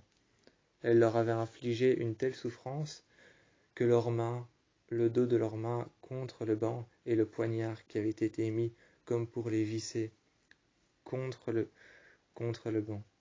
Ils étaient agenouillés devant le banc. Devant le banc, ils étaient agenouillés, les 2 mains contre le dos de la main, avec un poignard juste dessus qui avait été enfoncé profond dans la chair et dans la paume de la main. Les 2 garçons avaient été mis agenouillés avec un poignard qui avait été enfoncé profondément dans la chair. Les 2 enfants se regardaient. Ils avaient mal et ils hurlaient. Lexa ne s'est même pas retournée. Les 2 jeunes se sont retournés. Enfin, de ce qu'ils pouvaient, ils se sont retournés. Les 2 jeunes, de ce qu'ils pouvaient, se sont retournés. Lexa est partie. Et ils ont posé la question à Lexa. « Est-ce que votre nom ce n'était pas Alex ?» Lexa s'est retournée et a dit « Mon nom c'est Alex, mais mon nom de tueuse c'est Lexa. » Les 2 garçons se sont retournés, appuyant leur front et leur tête contre le manche du couteau qui a été enfoncé dans la chair de leur paume et leur main qui a été mis contre le banc, le dos de leur main qui a été mis contre le banc. Appuyant leur tête contre le manche du couteau qui a été enfoncé dans la chair, leur infligeant une telle souffrance, Alex s'est retourné. Les 2 enfants l'ont regardé partir, les 2 adolescents l'ont regardé partir, et les enfants sur le côté du trottoir étaient effrayés, dans les mains de leurs parents. Dans les mains de leurs parents, dans les bras de leur mère, elles protégeaient leur enfant, et Alex est parti sans froid. Alex est parti de sang-froid, et elle ne s'est même pas retournée. Les parents serraient leurs enfants dans leurs bras, et les 2 adolescents étaient contre le mur. Les 2 adolescents étaient contre le mur, genoux à terre, avec un banc qui était lui-même contre le mur. Le banc était contre le mur, les 2 adolescents étaient genoux par terre, regardaient le mur et avaient la tête appuyée sur le manche du couteau qui était enfoncé dans la chair de leur paume. Dans la chair de leur paume, les mains de dos contre le mur. Les mains de dos contre le banc, la tête contre le mur et leur visage qui était appuyé contre le manche du couteau. Tout le monde regardait ces 2 jeunes enfants qui ne pouvaient pas se libérer. Tout le monde regardait ces 2 jeunes adolescents qui ne pouvaient pas se libérer, la paume de leurs mains enfoncée avec un couteau dans la chair qui avait été mis contre le mur. Leurs propres mains avaient été enchaînées, si l'on peut dire ça. Si l'on peut dire ça, ils avaient été enchaînés, accrochés au mur, accrochés accrochés au banc par un couteau sur lequel ils reposaient leur tête. Alex est revenu le lendemain. Les enfants étaient couverts de pluie, mouillés et trempés. Les enfants étaient trempés et mouillés, ils sentaient l'humidité. Alex s'est assis à côté du premier enfant. Elle a bougé très légèrement le manche du couteau, a relevé sa tête et l'a regardé droit dans les yeux. Lui a posé une question, une seule. Est-ce que tu sais où est parti le jeune adolescent de 20 ans, avec les cheveux noirs? Il a dit non, et Alex a retiré le couteau, lui a retiré sa tête qui était appuyée contre le couteau. Elle lui a retiré sa tête qui était appuyée contre le couteau. Elle a retiré le couteau et a placé un bandage autour de son tibia. Elle a passé un bandage autour de son tibia, de droite à gauche, de haut en bas, en flèche vers la pointe de son pied, de droite à gauche, de haut en bas. Elle a passé un bandage autour de la lame qu'elle avait mis contre son tibia. Ensuite, elle a mis un collant noir, son pied et la plante de son pied appuyés sur le banc. Elle a passé un collant noir autour du couteau et autour des bandages en flèche vers le bas, passés de gauche à droite autour de son tibia. Le jeune garçon l'a regardé. Il s'est effondré par terre, sa tête contre le sol. Il sentait le sol qui était humide. Sa tête appuyée contre le sol, il sentait le sol qui était humide, recouvert de terre qui avait été trempée et humidifiée par l'eau. Il a posé sa main qu'il a serrée très légèrement avec ses doigts. Mais quand il a serré sa main avec ses doigts, Alex l'a regardé et il s'est rendu compte qu'il avait la lacération du couteau qui avait tranché sa paume. Il s'est rendu compte que quand il a serré ses doigts, son major s'est enfoncé dans la plaie ouverte, là où il y avait la lacération qui avait tranché la paume de sa main. Il s'est relevé, mais ne tenait plus vraiment debout. Il s'est relevé, mais ne tenait plus réellement debout. La paume de sa main était appuyée contre le sol, et la chair qui avait été tranchée était en train de saigner. La plaie ouverte et la chair qui avait été tranchée étaient en train de saigner. Lexa a regardé sa main tremblait, et elle l'a reposée par terre en poussant le jeune garçon contre ses pectoraux. En poussant le jeune garçon contre son épaule et contre son pectoral gauche, le jeune garçon s'est effondré par terre.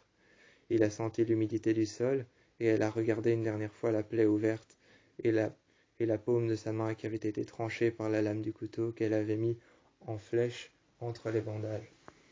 Le couteau qui avait été mis en flèche entre les bandages. Elle entendit alors quelque chose tomber. Une nouvelle fois, elle entendit quelque chose tomber. C'était le jeune garçon qui laissa tomber son équipement. Elle vit le deuxième garçon qui laissa tomber son équipement. Elle prit alors son équipement, qu'elle regardait d'un air insatisfait. Et son équipement qu'elle regardait d'un air insatisfait, elle l'a pris. Elle a regardé les épaulettes, les genouillères. Elle a regardé les épaulettes, les genouillères. Elle a regardé les brassières. Les brassières, les épaulettes, les genouillères, elle les a tous regardées les unes après les autres. Elle a vidé leur sac, elle a regardé leurs chaussettes de sport et leurs chaussures à crampons. Elle a laissé derrière elle un simple soupir. Derrière elle, elle a laissé un silence, et puis un simple soupir d'insatisfaction.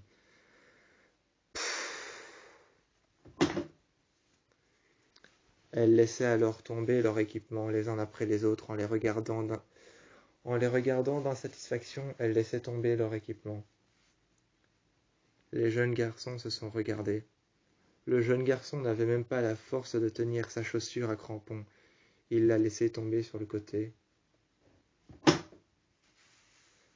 Le deuxième garçon s'est relevé, a regardé Alex. Alex lui a posé une seule question, en le tenant par le menton très légèrement, à peine comme s'il était agenouillé par terre. Il était agenouillé par terre, mais à peine comme s'il l'était. Il ne tenait presque plus debout. Il ne tenait presque plus debout et il avait ses mains sur le sol, ses mains qui avaient été tranchées, ses mains avec les plaies ouvertes contre le sol, la terre qui rentrait dans la plaie ouverte. Il tremblait légèrement des bras et des épaules. Alex l'a regardé, a mis ses deux doigts, son majeur et son index, en dessous de son menton, l'a maintenu la tête vers le haut et lui a posé une seule question. est-ce que tu sais où se trouve ton copain avec les cheveux noirs? Le jeune garçon n'a pas répondu. Il est tombé par terre et s'est effondré. À ce moment-là, leurs 2 sacs sont tombés par terre. Leurs 2 sacs en même temps sont tombés par terre. Lexa a regardé le premier sac tomber. Lexa s'est tournée, et le jeune garçon s'est accroché à la sangle d'un de ses sacs. Elle a regardé alors le jeune garçon s'effondrer, et son sac avec. Elle est partie, et a laissé tomber les 2 sacs. Quand elle est partie, elle a laissé tomber les 2 sacs. Les 2 garçons, le dos de leurs mains et la paume avec la plaie ouverte, le couteau qui avait été remis dans la plaie ouverte une nouvelle fois. Le couteau qui avait été remis dans la plaie ouverte, le dos de leurs mains contre le banc contre le mur, les 2 jeunes garçons qui avaient la tête appuyée contre le manche des couteaux et qui parfois relevaient la tête pour regarder les murs.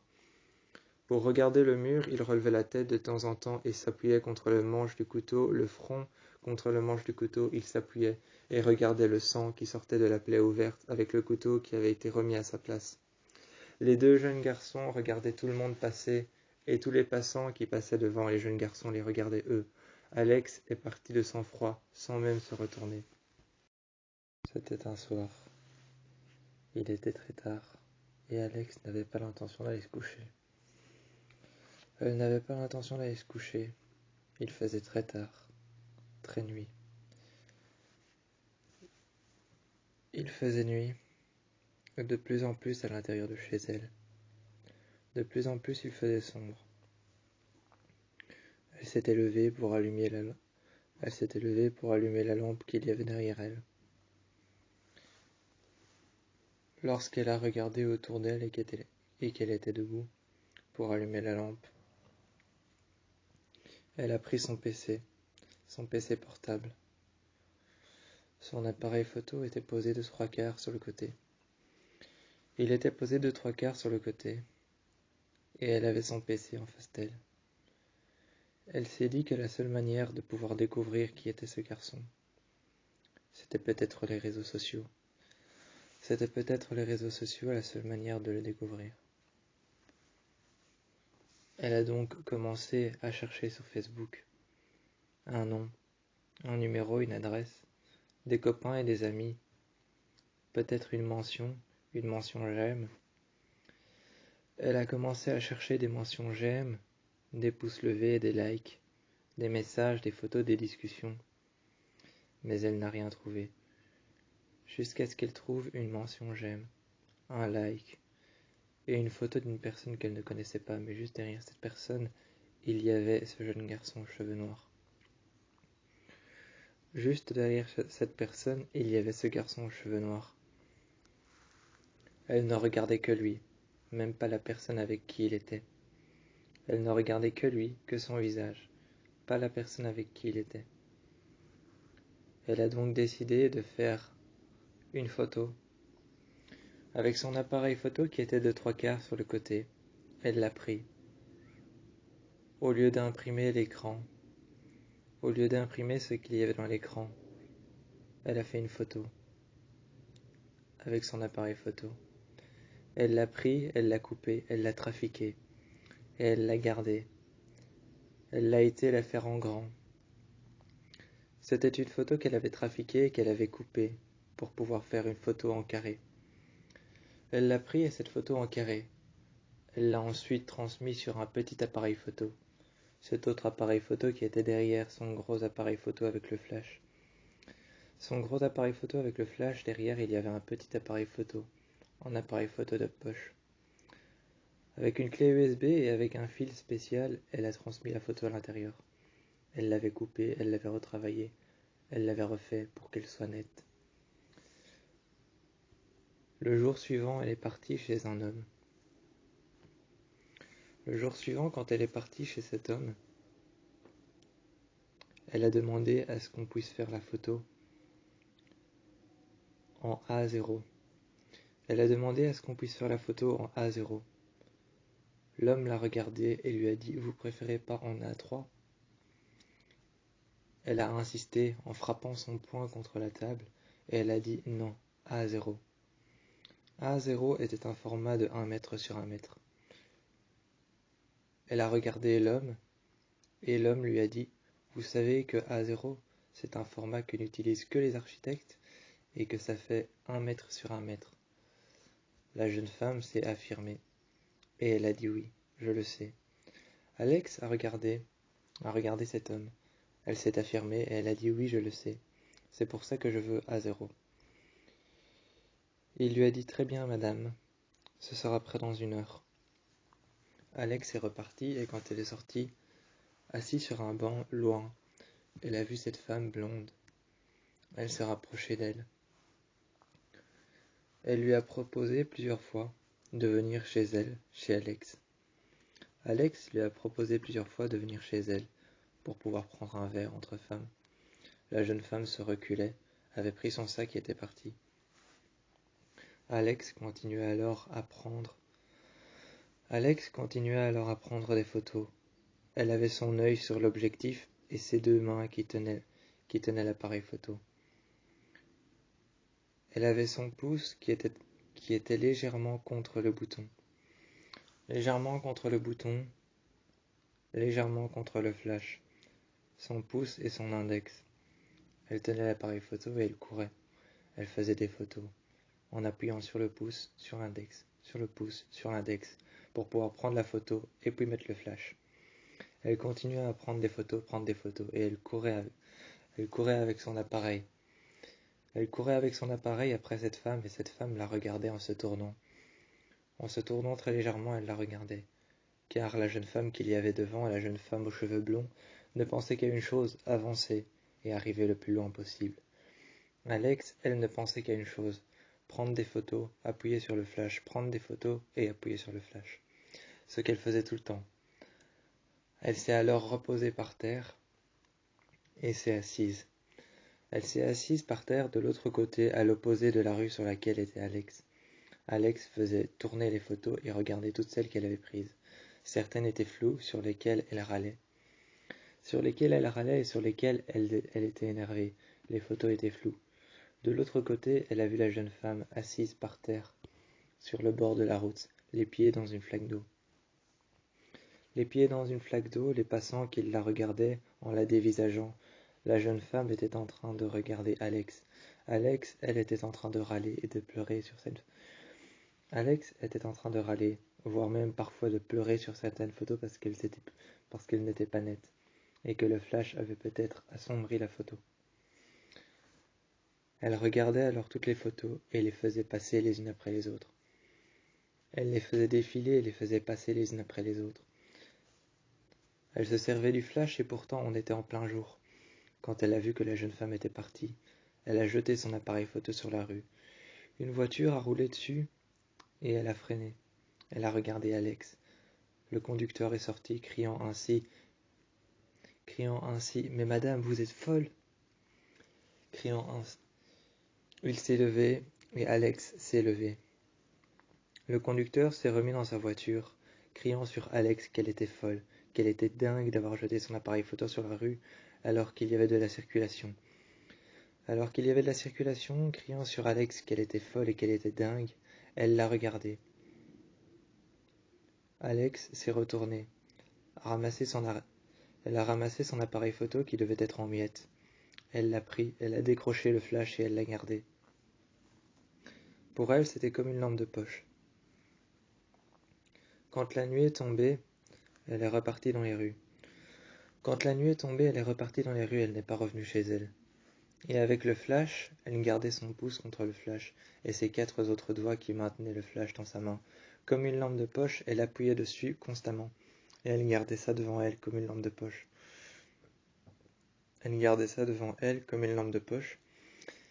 Et elle la tenait. Il faisait nuit dehors, et elle était entre les buildings, entre les bâtiments, et entre les maisons. Dans une rue, un moment, la jeune femme blonde a commencé à courir un peu plus vite. Elle a gardé devant elle la lumière. Et Alex, avec la lumière du flash, avec son pouce et ses autres doigts qui tenaient le flash, comme une lampe de poche, Elle appuyait constamment et courait pour pouvoir la retrouver. Elle entendait ses pas dans les flaques d'eau et elle entendait ses pas qui couraient assez vite, voire même plus vite qu'elle. Ses pas qui couraient plus vite qu'elle, Alex, elle se mit alors à courir, beaucoup plus vite. Elle se mit à courir beaucoup plus vite qu'elle ne courait déjà. Elle la poursuivait et elle s'est arrêtée, demandant à quelqu'un de faire semblant qu'elle était déjà en couple, ou peut-être qu'elle était déjà avec quelqu'un d'autre. Elle a demandé à cette personne de faire semblant qu'elle était peut-être son amie, ou alors peut-être qu'elle serait simplement une personne avec qui il traînait. L'homme a dit oui et a accepté. La jeune femme blonde s'est mise à côté de l'homme. Ayant accepté sa requête, ayant accepté sa demande, la jeune femme faisait semblant de rire avec l'homme. L'homme faisait semblant de répondre et de parler avec elle, et de rire à ses blagues. Elle plaisantait de temps en temps, elle disait à l'homme « mais je plaisante » et elle racontait une histoire totalement inventée qui pourrait paraître vraie. Alex a continué son chemin et a cherché dans toutes les rues. Elle est revenue chez elle et elle a commencé à chercher sur Facebook. Elle a commencé à chercher sur Facebook le profil de cette femme. Et quand elle a cherché le profil de cette femme, elle a posé son verre de vin vide qu'elle avait mis juste au bord de l'évier dans sa salle de bain. Dans sa salle de bain, juste au bord de l'évier, après s'être brossé les dents et après ne pas avoir été se coucher, elle avait mis son verre de vin avec une trace de maquillage qui était vide. La bouteille de vin était encore remplie à moitié. Elle était encore remplie à moitié et elle se mit alors à verser la moitié de ce qu'il restait dans la bouteille de vin. Elle versa la moitié de ce qui restait dans la bouteille de vin dans son verre de vin. Elle le reprit par la trace de maquillage et par le pied du verre, elle le reprit par la trace de maquillage. Elle but une gorgée et se mit à chercher sur Facebook toute la nuit. Derrière elle, il y avait sa lampe de chevet qui était allumée. Derrière elle, sa lampe de chevet était allumée et elle regardait pertinemment encore ses coussins et son lit qui avait été défait.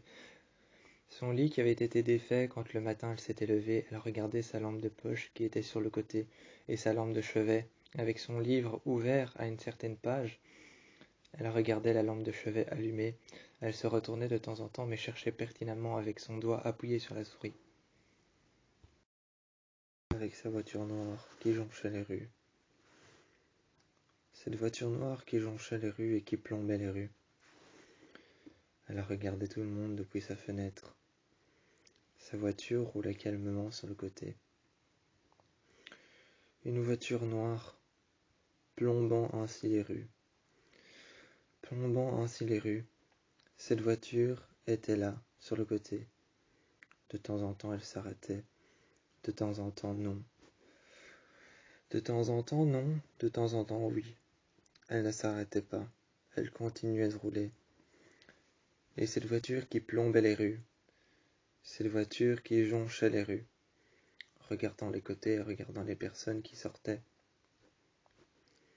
Elle prenait son appareil photo, elle ouvrait légèrement la fenêtre. Elle se cramponnait à la vitre, ou alors à la porte. À la porte, elle se cramponnait légèrement. Elle s'avançait. Elle se mettait tout contre, et s'accrochait par dehors avec ses mains. Son vernis rouge étincelant était sur le bord de la vitre. Sur le bord de la vitre, il y avait son vernis rouge étincelant, ses mains qui étaient accrochées à la voiture, et elle regardait dehors. Elle prenait des photos, et puis elle se mettait de l'autre côté. Elle passait la porte, et sa voiture, toujours aussi noire plombant, jonchait les rues. Elle avait pris une photo, plusieurs photos, et elle se remettait de l'autre côté. Elle continuait comme ça longtemps. Longtemps, elle continuait comme ça. Un moment, elle a vu une femme parler avec un autre homme. Cette femme se rapprochait de lui, mais on voyait que la femme lui faisait des avances et que l'homme ne voulait pas. En plein milieu de la ville, et en plein milieu de la ville de là où elle était, la jeune femme a sorti un couteau, se l'est mis sous la gorge, et l'a passé en faisant un traçage très infime et très lisse sous son cou. Un passage infime et très lisse sous son cou, un passage presque invisible. Le sang s'est écoulé devant elle. Alex n'a pas réagi. Alex n'a pas réagi quand le sang s'est écoulé devant elle. Le traçage qu'avait laissé le couteau et le passage qu'avait fait la lame sous le cou de cette femme. Elle l'a regardé et s'est demandé si elle n'était pas comme elle, érotomane, car elle approchait un homme, et que pour finir cet homme lui a dit non. Là, elle a passé son couteau, en y laissant un traçage en dessous de son cou, qui laissait passer à peine du sang. Le traçage qu'elle avait fait sous son cou avec la lame d'un couteau. Elle est sortie de sa voiture comme pour dire qu'elle était effrayée alors qu'elle ne l'était pas du tout. Elle s'est mise accroupie, voire même peut-être les genoux par terre. Alex s'est mis accroupi et puis ensuite les genoux par terre. Elle a regardé cette femme et elle l'a tournée. C'est à peine si le couteau avait touché sa nuque. C'est à peine si le couteau avait couché. C'est à peine si couché la femme. C'est à peine si le couteau avait touché son cou. Elle l'a pris et elle a regardé. Elle s'est levée avec tout le monde. Avec toutes les autres personnes, avec tout le monde, elle s'est levée. Toutes les autres personnes étaient à genoux, par terre, regardant cette femme qui venait de mourir. Alex s'est levé avec les autres personnes qui l'ont regardée, car elle n'avait pas l'air inquiet. Les autres personnes l'ont regardée. Elle a pris le couteau, l'âme vers le bas. Elle a dit c'est bon, elle n'est pas morte. Un homme a demandé comment pouvez-vous en être sûr. Quand Alex a remarqué que cet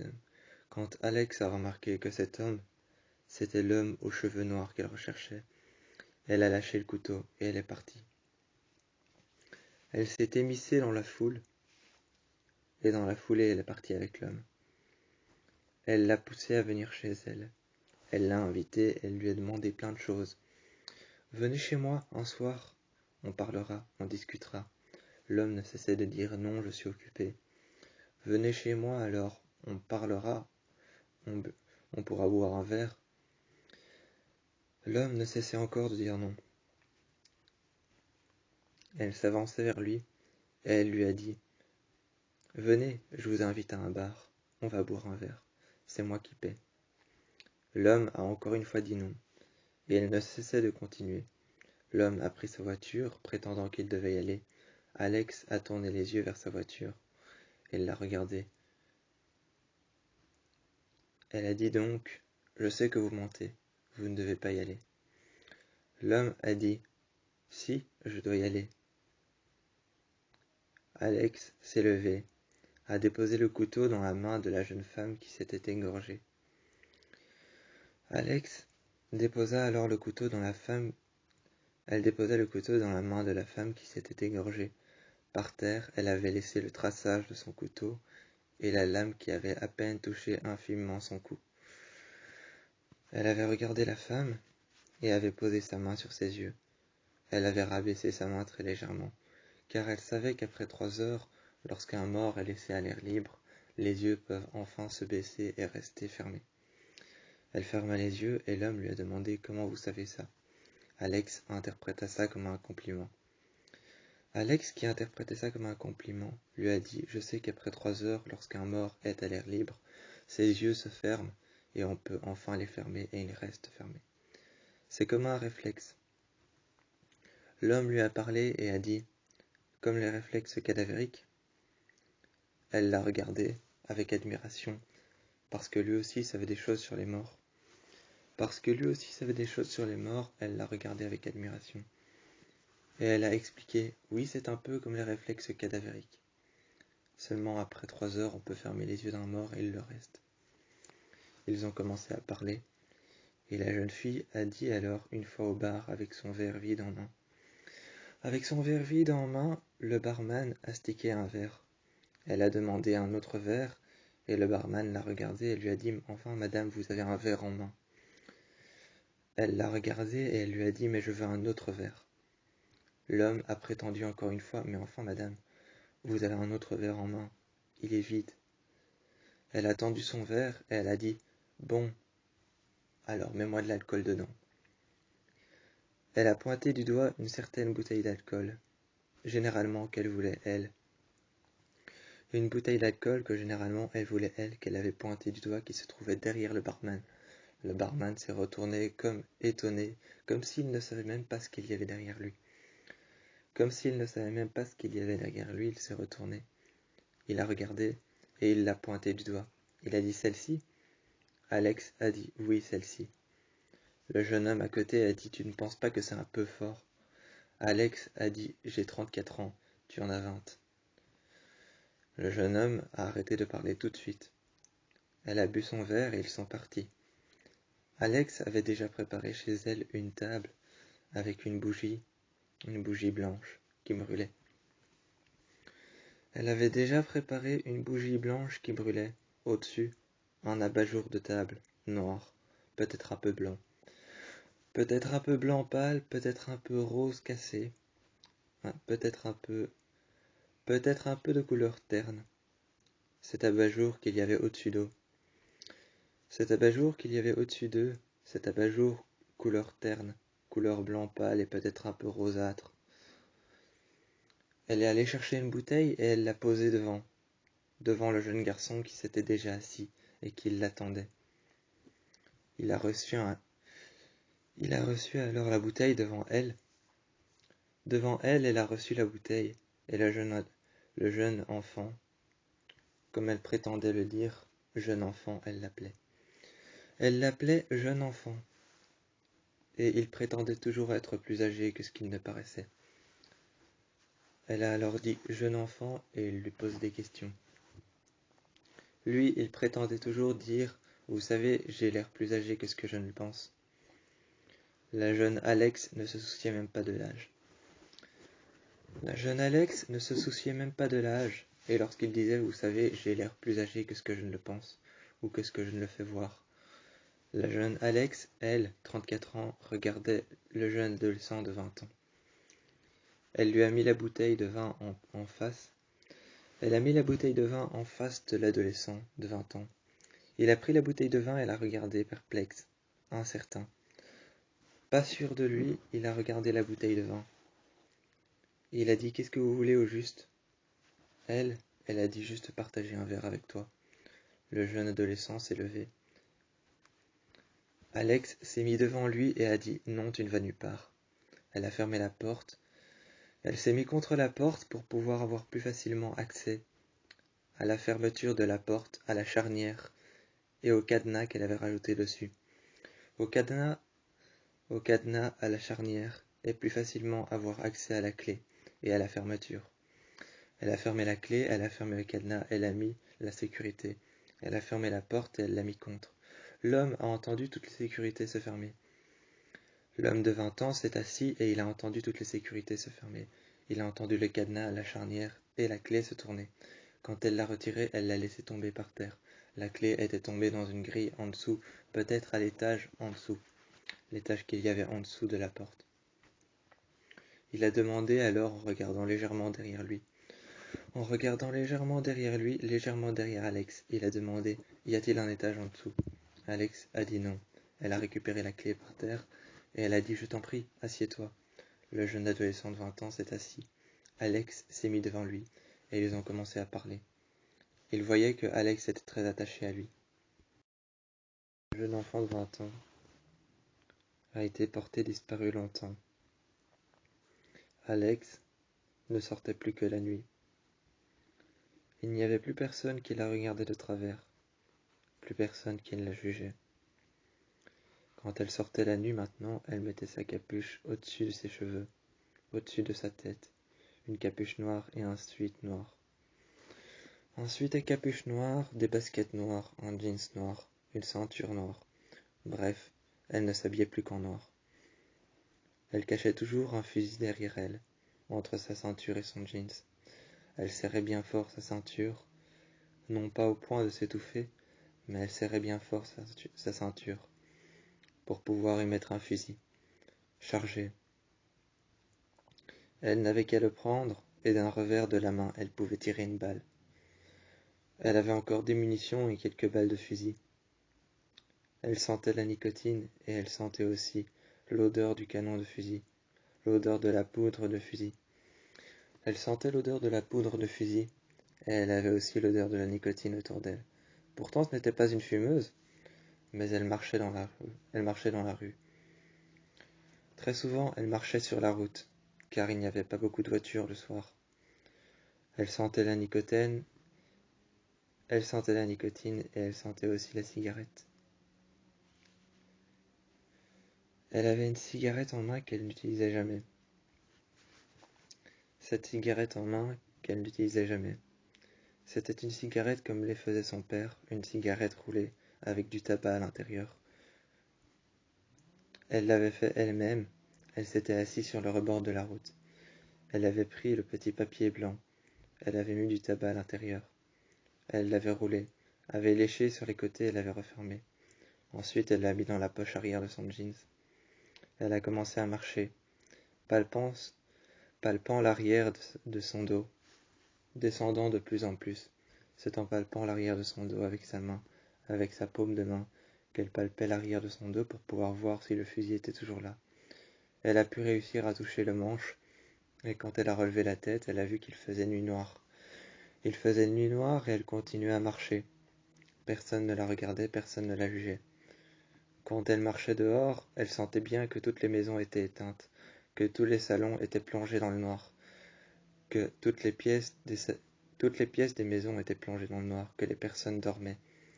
Ou alors peut-être que les personnes étaient enfermées dans leur chambre, qu'il n'y avait pas de lumière. Peut-être que ces personnes étaient toujours réveillées. Ou alors qu'ils étaient partis et que leur maison était vide et qu'ils étaient de sortie. Elle regardait les maisons et parfois elle s'accrochait à une maison. Elle restait là. Elle pouvait s'accrocher sentimentalement à une maison des heures. Un jour, il y a un homme qui dormait à l'intérieur de la maison. Les rideaux étaient fermés, mais un seul rideau était ouvert. On pouvait voir à l'intérieur de la maison, notamment plus clairement le salon. On pouvait voir plus clairement le salon et un seul rideau était fermé, l'autre était ouvert. On pouvait voir le fauteuil. On pouvait voir le fauteuil qui était sur le côté. L'homme dormait, le visage vers la fenêtre. Elle regardait l'homme, le visage vers la fenêtre. Elle était appuyée contre la glace, appuyée contre la vitre. Appuyée contre les vitres, les paumes bien plates contre la vitre. Les paumes plates contre la vitre et appuyées. Ses mains, elle regardait ses mains, et ses mains appuyées contre la vitre, elle regardait l'homme. Elle regardait plus clairement son visage. Elle regardait comment il dormait. Est-ce qu'il dormait avec les jambes droites? Est-ce qu'il dormait comme elle, avec les jambes croisées? Est-ce qu'il dormait tout simplement comme quelqu'un qui dormirait normalement dans son lit? Ou est-ce qu'il dormait avec les jambes repliées contre lui? Elle s'est reculée très légèrement. Il y avait des galets à l'entrée de cette maison. Il y avait de nombreuses pierres, il y avait des galets lisses et ovales, ronds, et de différentes formes. Ovales, ronds et circulaires, les galets qu'il y avait par terre.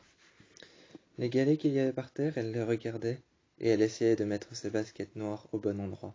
Des Nike noires, avec un scratch par-dessus les lacets, des Nike montantes noires, les mêmes que les blanches qu'elle mettait au départ pour être en civil, mais en noir. Celles-ci, elle les mettait pour sortir le soir. Et dans cette allée de galets devant la maison, elle reculait et se retournait de temps en temps pour pouvoir voir où est-ce qu'elle mettait son pied. Sous sa semelle, elle sentait d'innombrables centaines de galets, ovales, ronds et circulaires les uns des autres, tous plus différents les uns des autres. Elle se retournait et regardait toujours le visage de l'homme, ses paumes et ses mains plates contre la vitre. Elle regardait l'homme et son visage. Il dormait normalement, les jambes pliées, une couverture par-dessus lui, et le fauteuil qui était affaissé contre son poids. Le fauteuil était affaissé contre son poids, et elle était là, à cette vitre. Les mains et les paumes des mains appuyées contre la vitre, elle regardait l'homme. L'homme n'avait pas l'intention de se lever, il n'avait encore moins l'intention d'ouvrir les yeux. Il dormait à poing fermé. Il dormait à poing fermé, et pourtant elle ne cessait de le regarder. Cet homme ne se sentait même pas observé. Elle est partie et cet homme ne se sentait même pas observé. Quand elle est partie, elle a voulu rentrer dans la maison. Quand elle est partie, elle a voulu rentrer dans la maison. Elle a remis un pied en avant et un deuxième pied en avant. Ensuite, une fois à la porte, Elle a voulu frapper, mais elle s'est dit que c'était trop risqué. Elle a pris son arme. Elle a voulu tirer sur la charnière. Elle a pris son arme, elle a voulu tirer sur la charnière. Ensuite, elle l'a chargée.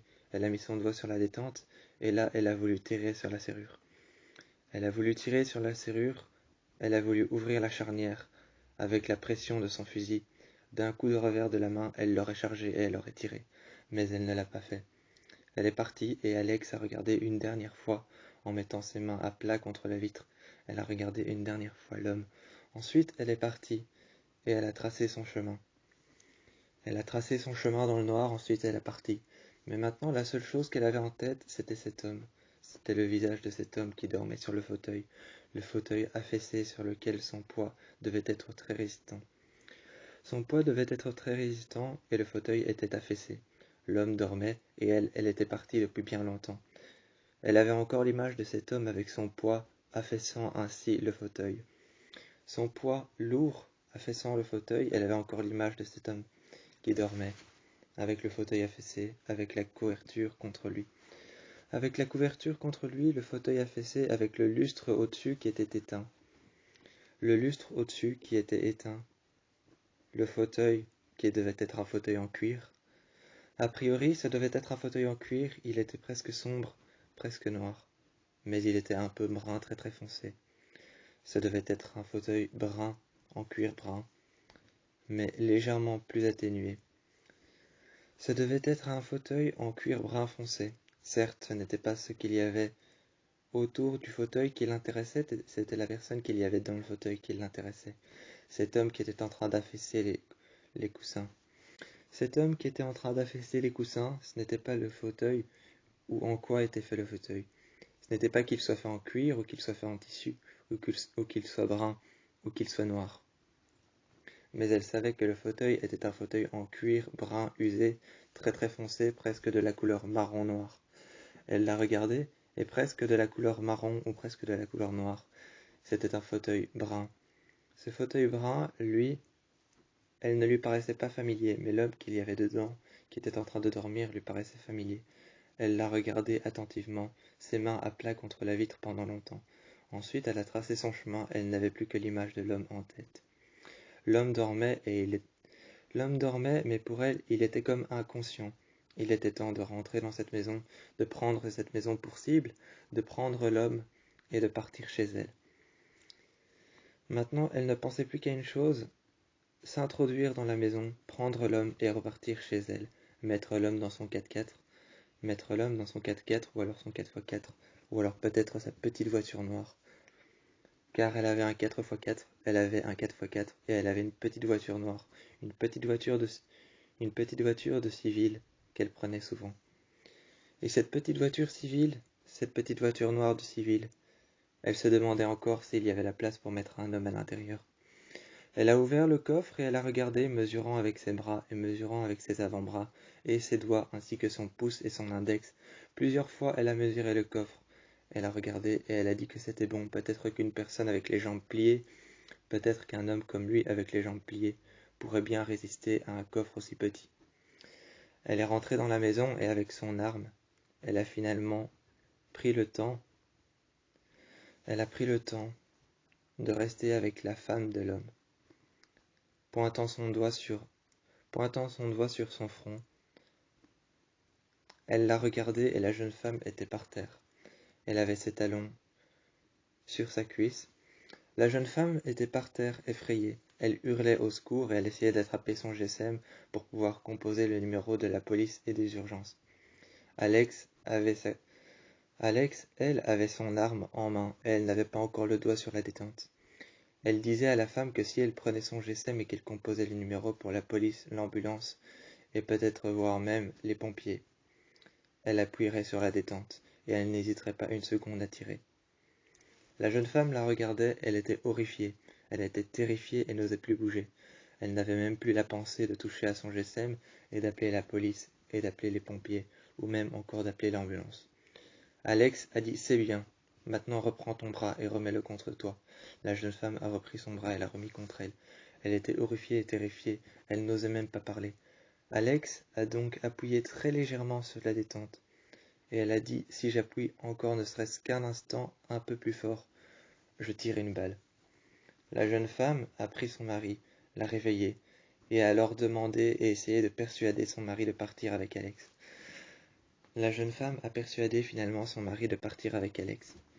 Elle lui a dit, regarde cette jeune femme, tu es censé partir avec elle, tu dois partir avec elle, elle a quelque chose d'important à te dire. L'homme est parti avec Alex.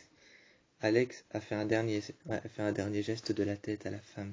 La femme s'est redressée, et finalement, après avoir fait un dernier geste de la tête, la femme était horrifiée contre sa porte, elle pleurait les mains sur le visage. Elle pleurait les mains sur le visage, elle était horrifiée, les jambes redressées contre elle. Alex est parti avec l'homme, et elle a finalement mis du scotch sur sa bouche. Alex a mis du scotch sur sa bouche, elle a coupé avec un ciseau violemment. Vite fait, elle a coupé avec un ciseau violemment, d'un geste très brusque et très vite. Très vite et très brusquement, elle a coupé le scotch qu'elle avait mis sur sa bouche. Ensuite, elle en a passé plusieurs couches. Elle a passé 3 couches successives de scotch qu'elle a coupé violemment et brusquement avec des ciseaux. Sur ses bras, sur ses jambes et sur ses poignets, l'homme était attaché, il ne pouvait pas se défaire. L'homme était attaché, il ne pouvait pas se défaire parce qu'elle avait passé 3 couches de scotch entre ses poignets et entre ses doigts, entre son pouce et entre ses mains. Entre son pouce, entre ses mains, entre son pouce, entre l'articulation de son pouce et ses mains, sur son poignet, et entre son index, son majeur et ses autres doigts, elle avait passé aussi des cordes. Elle avait passé des cordes entre son pouce et son index, entre son index et son majeur, entre son majeur et son annulaire, entre son annulaire et son auriculaire, elle avait passé des cordes. Même ses doigts étaient refermés sur eux-mêmes, étaient obligés de rester fermés. Même ses doigts étaient fermement attachés, pas seulement ses poignets et pas seulement ses mains. Là, elle a coupé avec un ciseau les cordes, et l'homme avait peur d'avoir déjà perdu ses doigts. Il s'est relevé un peu et a relevé un peu la tête, il a regardé ses mains. Elle avait juste sévèrement coupé, et l'homme avait sévèrement eu l'impression qu'il avait perdu tous ses doigts en un instant. Alex l'a regardé, a lâché les ciseaux juste devant lui, et elle est restée face à son coffre et elle l'a fermé. Elle a lâché sévèrement les ciseaux juste devant lui, qui sont tombés à son égard juste devant son visage.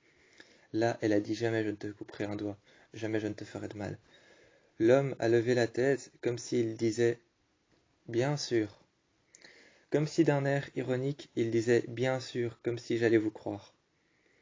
Alex l'a regardé.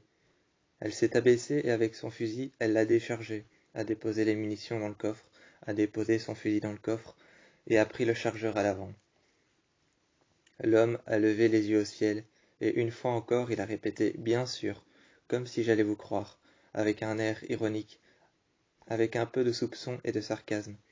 Avec un peu de soupçon et de sarcasme, il a répété une nouvelle fois et une troisième et dernière fois « Bien sûr », comme si j'allais vous croire. Alex a dit « C'est comme tu veux » et elle a mis la main contre le coffre et a fermé le coffre.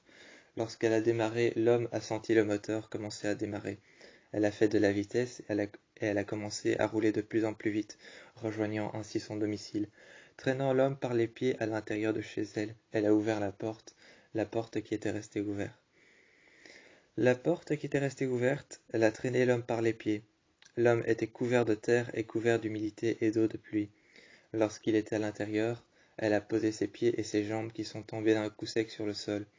Il a entendu, quand ses jambes sont tombées d'un coup sec sur le sol, que en dessous la cave était vide et que ça sonnait creux sur le sol. Il a posé plein de questions et Alex le regardait. Elle répondait aux questions avec passion parce elle était amoureuse. Elle répondait aux questions avec passion et avec patience parce elle était amoureuse. Mais l'homme était perplexe et incertain de ce qu'il se passait. Il avait peur et il était terrifié. Celle-ci, Alex, l'a traîné dans sa chambre, par les pieds. Elle a fait couler un bain chaud. Elle a enlevé ses habits et elle s'est mise dans le bain. Le bain était bouillant et brûlant. L'eau était chaude et il y avait de la vapeur au-dessus. Les miroirs étaient recouverts de buée. Et Alex s'est mis contre le jeune enfant. Elle appelait toutes ses victimes enfants, ou alors jeunes. voire même peut-être parfois les deux, jeune enfant. Elle s'est mise contre sa victime dans son lit, un homme de cheveux bruns, brun châtain foncé. Brun châtain presque marron foncé, l'homme qu'il y avait dans son lit avait les cheveux brun châtain. Il était couché sur le côté, sur le flanc gauche. Il était couché sur le flanc gauche et Alex a regardé l'homme qu'elle a traîné dans sa chambre.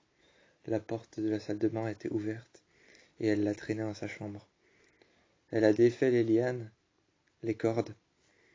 Elle a défait les cordes et elle a défait les liens avec un couteau. Cette fois-ci, l'homme avait peur car derrière lui, il entendait le bruit d'un couteau. Il ne savait pas si ce couteau allait terminer dans sa chair. Il ne savait pas si ce couteau allait terminer dans sa chair ou allait lui servir d'arme. Mais ça l'a simplement servi pour pouvoir le libérer. Elle lui a enlevé les liens, les lianes qu'elle avait faites avec la corde, les liens serrés, autant serrés qu'elle le pouvait, au point de lui couper la circulation. Au point de lui couper la circulation, les liens étaient tellement serrés, elle les a défaits avec un couteau, et elle a dû s'acharner avec le couteau sur les liens qu'elle avait faits.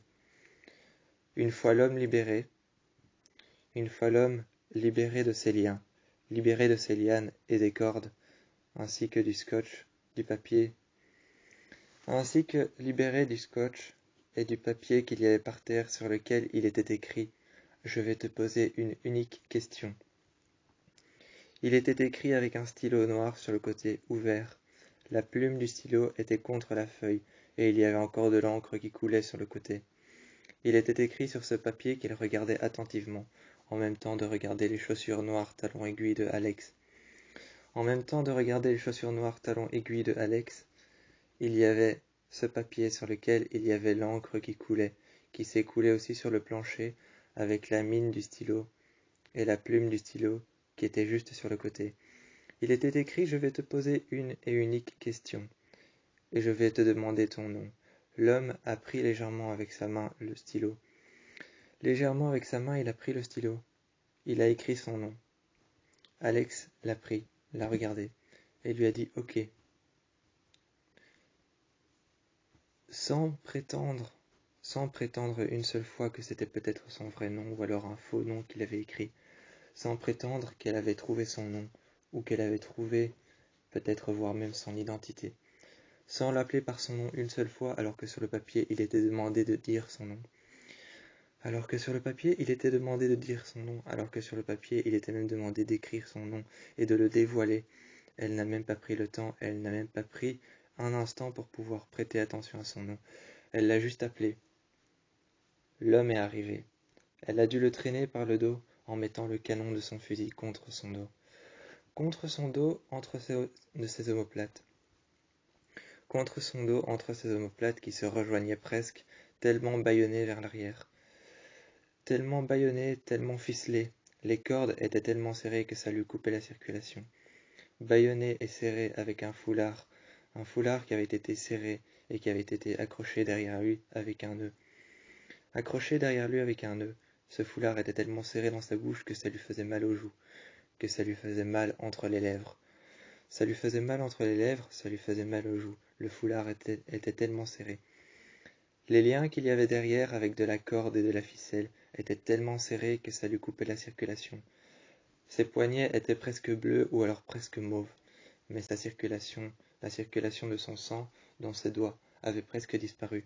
L'homme avait des fourmis dans les doigts, mais ne s'en plaignait pas de peur de se prendre un couteau dans l'omoplate. De peur de se prendre un couteau dans l'omoplate, l'homme ne s'en plaignait pas. Sa circulation était coupée.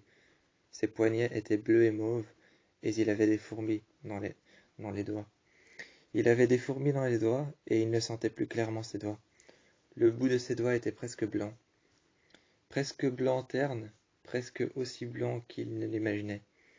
Presque aussi blanc qu'il ne l'imaginait déjà, c'est le bout de ses doigts. En dessous de ses ongles, c'était noir. En dessous de ses ongles, c'était noir de terre, et le bout de ses doigts était presque glacial et blanc. Il ne sentait plus ses doigts, il avait des fourmis dans les doigts, dans les mains. Dans les doigts, il avait des fourmis. Il ne sentait plus ses doigts. Ses doigts étaient blancs et glaciales, gelés, presque comme s'ils allaient déjà tomber. Presque comme s'ils allaient déjà tomber, il ne sentait plus sa main. Alex a finalement défait les liens, les a laissés tomber, a laissé tomber la corde qu'elle a ramassée. Elle a croisé les jambes devant lui après avoir enlevé ses chaussures à talons aiguilles. Elle a pris sa main. Quand elle a pris sa main, elle a regardé le bout de ses doigts. Ils étaient blancs, ils étaient secs, durs et enflés, comme s'ils allaient tomber. Elle a posé la main de l'homme sur la table. Elle l'a regardé, et sur une petite table qui ne faisait pas plus que l'écart d'une main. Sur cette petite table noire qui ne faisait pas plus que l'écart d'une main, l'homme a regardé et finalement c'était une boîte. C'était une boîte quand l'homme a regardé. Elle a sorti un couteau. Elle a sorti un couteau qu'elle a déposé à côté. La lame était scintillante et presque immaculée. Presque immaculée, la lame était scintillante et étincelante. Elle a regardé le couteau, et l'homme a regardé le couteau dans le même endroit que elle regardait. Elle a pris le manche. L'homme a commencé à paniquer. L'homme a commencé à paniquer, mais elle, sans prétention, n'a même pas prêté attention à son nom. Sans prétention, elle s'est avancée vers lui et lui a posé une simple question. « Est-ce que tu m'aimes » L'homme a répondu non. Elle lui a d'abord tranché les uns après les autres ses doigts blancs. Ses doigts blancs et ses doigts gelés, secs et presque morts, qui étaient prêts à tomber. Il ne sentait plus ses mains. Cette fois-ci, c'était la bonne. Ses poignets étaient bleus. Cette fois-ci, c'était la bonne. Ses poignets étaient bleus. Il ne sentait même plus ses mains, et il les a regardés attentivement, pendant un instant, jusqu'à ce que Alex passe soigneusement la pointe de la lame du couteau qu'elle avait. Cette lame étincelante et scintillante, immaculée. Elle a passé la pointe du couteau très légèrement sur chaque articulation et sur chaque phalange de sa main. Sa main était sèche et presque blanche, presque prête à tomber. C'était une main morte. Elle a posé sa main morte, qui avait de la rigidité cadavérique. Elle a regardé, et là, en reprenant les paroles de l'homme, elle a fait bouger les doigts, mais l'homme ne sentait rien.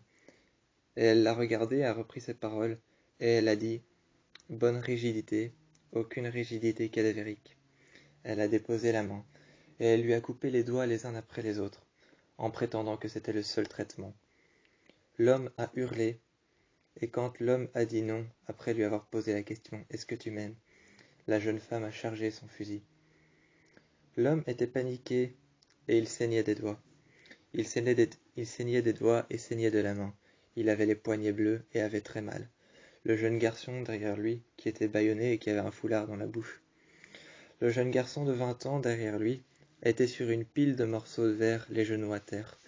Les genoux à terre avec des morceaux de verre qui lui rentraient dans les articulations des genoux. Des morceaux de verre qui lui rentraient dans les articulations des genoux. Il était dans une cage en verre avec des barreaux devant. La femme s'est avancée, et l'homme a commencé de se soucier de ce jeune garçon de 20 ans.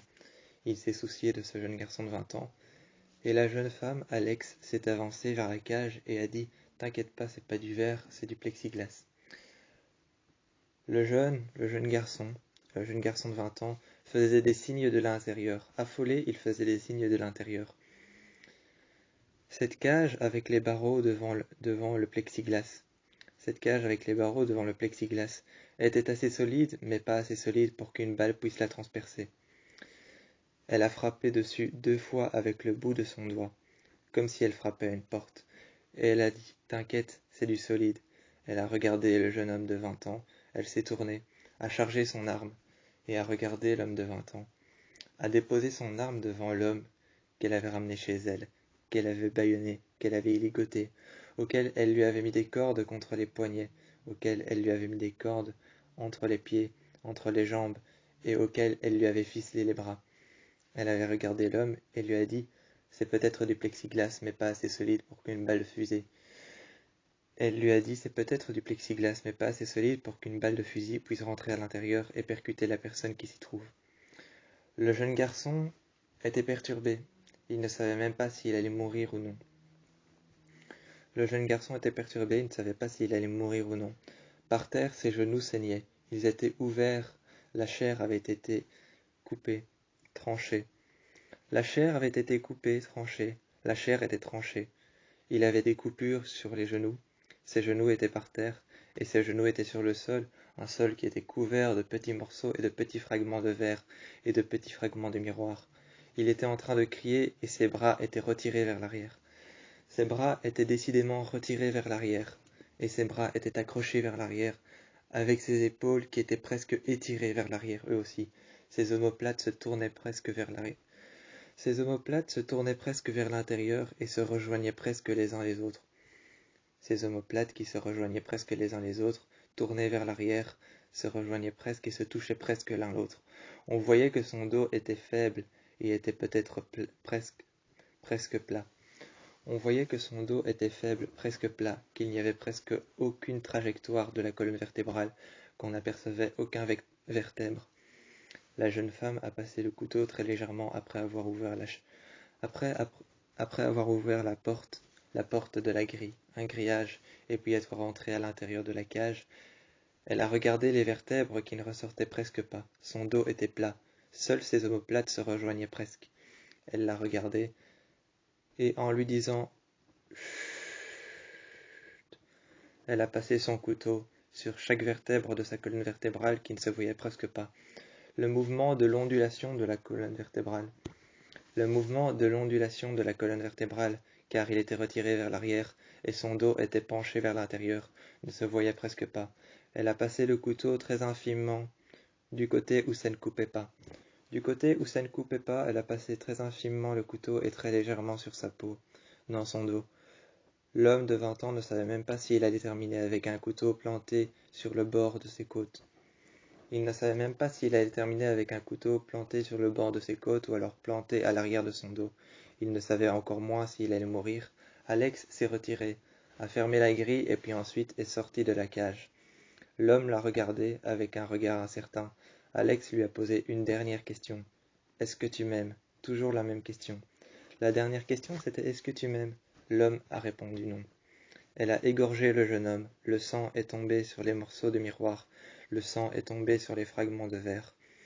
Le jeune homme a lâché alors tout de suite ses bras. Il est tombé par terre et s'est effondré dans les morceaux de miroir et sur les fragments de verre. Son corps est tombé après l'avoir égorgé. Après l'avoir égorgé et formé la trajectoire d'une seule ligne à son cou. Après avoir forgé la trajectoire d'une seule ligne à son cou, elle a lâché le couteau. L'homme est tombé sur les morceaux de miroir et les fragments de verre. Le jeune enfant de 20 ans, la jeune victime de 20 ans est morte, portée disparue. Le jeune homme, lui, a regardé Alex. Alex a pointé le canon de son fusil. Le doigt sur la détente, elle ne l'avait pas encore pressé, mais elle appuyait très légèrement sur la détente, mais elle ne l'avait pas encore pressé. Elle était prête à le faire s'il répondait non. À ce moment-là, elle lui a posé la question, la seule et unique question. Elle a pris le papier, l'a chiffonné, a pris le stylo et l'a refermé. Elle a posé le papier chiffonné sur l'armoire. Chiffonné en boule, elle a déposé le papier sur l'armoire, ainsi que le stylo. Elle lui a posé l'unique question, et elle s'est mise assise à côté. Elle lui a posé cette question. « Est-ce que tu m'aimes » L'homme a regardé le jeune enfant mort sur le côté. Par peur, il a répondu non. Il pensait oui par charme. Par charme, il pensait oui, parce que Alex était une belle femme. Parce que Alex était une belle femme, par charme, il pensait dire oui. Par protection, il pensait dire oui, mais quand il a vu le corps de l'homme par terre, le jeune garçon de 20 ans, par peur, il a dit non. Et c'est alors ses pensées qui ont fini par le tuer. Alex l'a regardé, elle a dit « Ok », s'est tournée vers le miroir et a mis le canon du fusil dans sa bouche. Par dehors, on n'a pu voir que par les fenêtres de la cave, par les fenêtres de la maison, par les fenêtres du sous-sol, par les fenêtres du rez-de-chaussée et de l'étage au-dessus, il y a eu l'éclat d'un coup de feu.